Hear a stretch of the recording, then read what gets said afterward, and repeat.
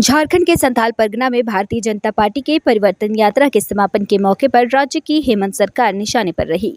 दुमका के Birsa Munda outdoor stadium में परिवर्तन यात्रा के समापन के मौके पर आयोजित कार्यक्रम में बीजेपी नेता खूब गरजे। बांग्लादेशी घुसपैठ और भ्रष्टाचार के मुद्दे पर बीजेपी ने सीएम हेमंत सोरेन को घेरा और राज्य के चौतरफा विकास के लिए आने वाले विधानसभा चुनाव में बीजेपी को मौका देने की अपील की। समापन समारोह में बतौर मुख्य अतिथि मध्य प्रदेश के मुख्यमंत्री मोहन यादव ने शिरकत की। मुख्यमंत्री मोहन यादव ने हेमंत सोरेन को भ्रष्टाचार और बांग्लादेशी घुसपैठ को बढ़ावा देने के मुद्दे पर घेरा। मोहन यादव ने कहा कि आज झारखंड में भ्रष्टाचार का बोलबाला है। यहाँ के मुख्यमंत्री और कई मंत्री जेल जा चुके हैं। उन्होंने कहा कि आज देश में नरेंद्र मोदी की सरकार है जो भ्रष्टाचार को बर्दाश्त नहीं करेगी और जो भी गलत करेगा उन पर मुकदमा होगा, उन्हें जेल जाना पड़ेगा।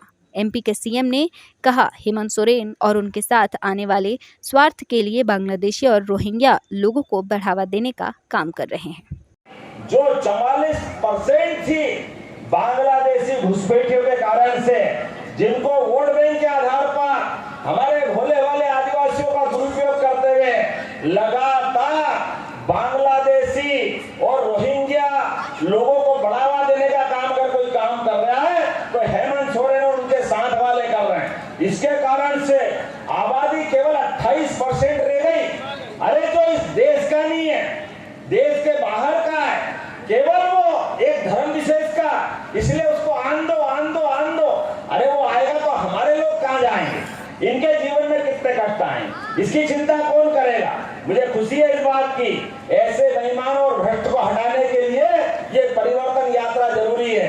आज के इस अवसर पर मैं आप सबको निमंत्रण दे रहा हूँ कि हमारे समय में अब जो नया समय आया है, जब दुनिया में भारत 5वीं अर्थव्यवस्था के बाद तीसरी अर्थव्यवस्था बन रहा है, तो झारखंड को भी नंबर 1 का राज्य बनना चाहिए। बोलिए, बनना चाहिए कि नहीं बनना चाहिए?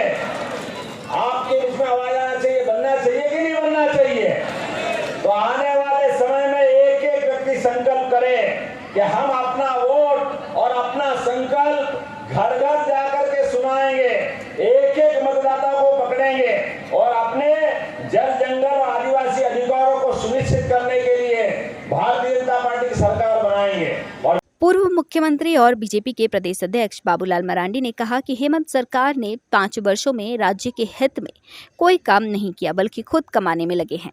बाबूलाल ने कहा कि जब इस मामले में मैंने हेमंत सोरेन को शातिर कहा और चोर के 64 बुद्धि होते हैं, तो मेरे इस बोलने के बाद मुझ पर झारखंड के 6 थानों में केस दर्ज किया गया। उन्होंने कहा कि जो बच्चों के भविष्य के साथ खिलवाड़ करता है, जमीन का फर्जीवाड़ा करता हो, कोयला चोरी करता हो, बालू चोरी करता हो, तो ऐसे लोगों को चोर नहीं कहेंगे तो क्या कहेंगे? उसकी उनको कोई चिंता नहीं है। और हमने उनको कहा कि भाई ये तो बड़ा सातिर है, चोर के 64 बुद्धि होता है, वो हेमंत सोरेन के पास है, तो मेरे ऊपर एक दिन में 6 थाना में केस कर दिया कि हमको चोर बोला। भैया कर बताओ कि इतना जो चोरी करता हो, कोयला चोरी करता हो, बालू चोरी कराता हो, लोहा चोरी कराता हो, जमीन की फर्जीवाड़ा करता हो, बच्चों के भविष्य को बर्बाद करता हो, उसको चोर नहीं कहेंगे तो उसको क्या कहेंगे?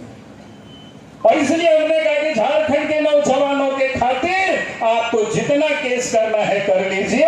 अगर जेल जाना जीवन भर रहेगा तो जीवन भर जेल में रहेंगे, लेकिन झारखंड के बच्चों के साथ नाइंसाफी नहीं होने देंगे। आज यही करना, और इसीलिए मैं आज आप सब लोगों से यही कह रहा हूं कि परिवर्तन यात्रा में पूरे झारखंड में घूम करके संथाल परगना के यहाँ समाप्त हो रहा है, लेकिन ये यात्रा तो चलते ही रहेगी और तब तक चलेगी जब तक इस झारखंड प्रदेश में भारतीय जनता पार्टी के नेतृत्व में सरकार नहीं बन जाती।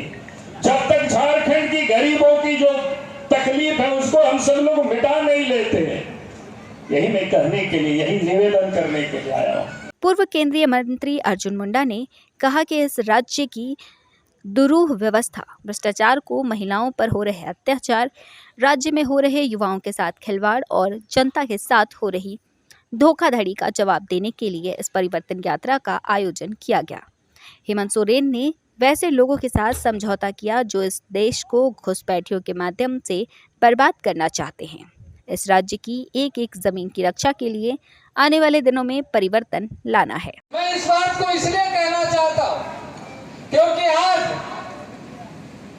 देश के अंदर अगर देख लीजिए भारतीय जनता पार्टी ने किस तरीके से जनजाति समाज को आगे ऊंचा उठाने के लिए काम किया है। देश का राष्ट्रपति एक आदिवासी महिला है, उड़ीसा का मुख्यमंत्री एक आदिवासी है, छत्तीसगढ़ का मुख्यमंत्री एक आदिवासी है, सभी ब्लॉक तक रेसिडेंशियल स्कूल बनाने का काम भारत सरकार ने स्वीकृति दिया है। यह सरकार बहुत जगहों में जमीन नहीं दे पा रही है, जमीन नहीं दे रही है। जहां 240 विद्यार्थी होने चाहिए वहां 480 विद्यार्थियों के लिए सीट और उसके अनुपात में पैसा राज्य सरकार को दे रही है। लेकिन राज्य सरकार इन स्कूलों को जल्दी ना बने राजनीतिक दृष्टि से देख रही। इस तरह का व्यवहार सिर्फ अपने निजी स्वार्थ के लिए उन लोगों के साथ समझौता करके जो लोग न केवल इस राज्य को बल्कि इस देश को बर्बाद करना चाहते हैं घुसपैठिए के माध्यम से।